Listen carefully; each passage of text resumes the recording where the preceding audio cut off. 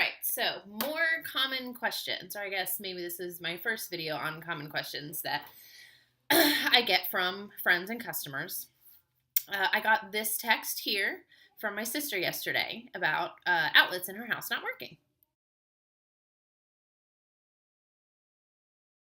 So as you can see, the first question she asked me was, what's a GFI?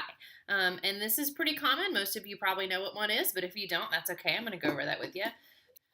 When outlets specifically stop working, especially if they're in one area of the house, the first thing that we are going to think of is that a GFI is not working. GFI is going to look like this. Some of the older ones might look like this. There will be different variations of it, but basically there's a test button and there's a reset button on them. So you will find these in your house near wet areas or areas that could become wet. So you're going to find them in your kitchen, probably near your sink. You'll find them in bathrooms. You'll find them outside. You'll find them in your garage. And you can find them other places as well. You may not find them in all of these rooms, but these are typically where they're going to be located. So if you have outlets, let's say in your living room that stop working, go find one of your GFIs, push the test button, push the reset button. Make sure you always do both. Don't just reset it. Always test and then reset. See if the outlets in your living room come back on. If not, go find another GFI. I'd love to be able to tell you that, hey, if it's in this part of your house, your GFI is located here, but that's not always the case. They can kind of be anywhere. So best practice that I would recommend is when you have outlets go out, check all of your GFIs. Eventually, you're going to find the one that resets it. And the same concept also applies to breakers. I get customers calling and saying, oh, hey, I've got a breaker that tripped. I can't reset the breaker. And it's the same thing. A lot of the breakers, they're going to get in your panel. Sometimes they'll trip, but they won't trip all the way off. So you're going to want to make sure you push it all the way off first, and it might click, and then all the way back on. And that should turn on whatever was shut off, which is typically, if it's a breaker, it's going to be lights, power to an entire room, an appliance. Typically, your appliance breakers are going to look like this. Same concept, all the way off, all the way back on. This one's actually broken, so you can tell I pulled that out of the scrap pile in the garage.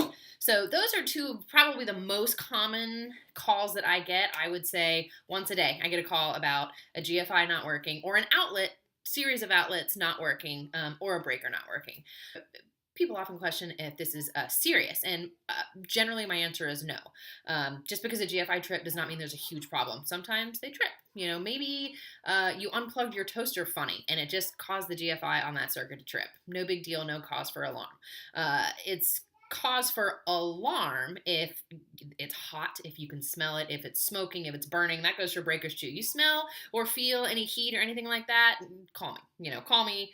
And if it's off, leave it off because it's doing its job at that point. And we'll try to get somebody out there ASAP. If it's something where your breaker is just tripping constantly, you have to reset it once or twice a day, you can definitely give us a call to come out and look. But at that point, I would also recommend you start eliminating things on that circuit to determine what the problem is. Many times when a breaker keeps tripping, it's because something's plugged into an outlet on that circuit that's not working. That could be a lamp. That could be a TV. TVs are very common reasons that breakers trip. There could be something going wrong with your TV and it's causing that breaker to trip. Could be an appliance, problem with your fridge, problem with your oven. You go to open the fridge and there's no power to the fridge because that outlet's out because that breaker's tripped.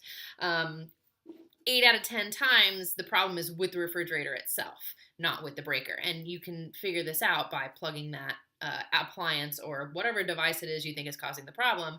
Either unplug it and then reset your breaker or GFI, see if that fixes the problem, or move it to another circuit. Get an extension cord, plug that fridge into another room, and if it trips that breaker, your fridge is a problem.